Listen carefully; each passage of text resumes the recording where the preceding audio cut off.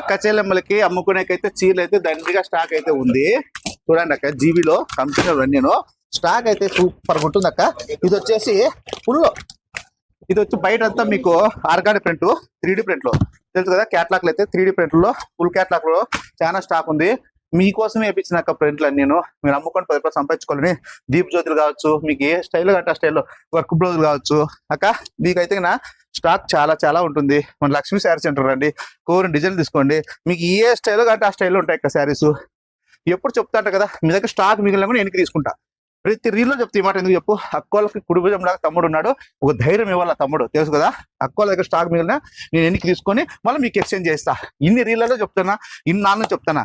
ఎవరైనా కానీ అట్లా ఎక్స్చేంజ్ చేసుకుంటారో ఒక మనలో అనమాట, తెలుసు కదా. మీకు చేసుకోరు, కానీ మన బ్రాండెడ్ అయినా అక్క చెల్లెమ్మలు చిన్న చిన్న వ్యాపారస్తులు బాగుండాలా. వాళ్ళ ఇంట్లో ఒక తమ్ముడు మాదిరి అన్న మాదిరి మీ కష్టం వస్తే నేను తోడ్పడాలా. అలాగా మీ చీరల మీద నా చీరలు నేను తీసుకుంటా, ఓకేనా. మరి కొత్త స్టాక్ ఇస్తా, ఓకేనా అక్క. ఆనందంగా రండి, లక్షలు సంపాదించుకోండి అక్క చెల్లెలు, ఓకేనా అక్క. నమస్తే అక్క.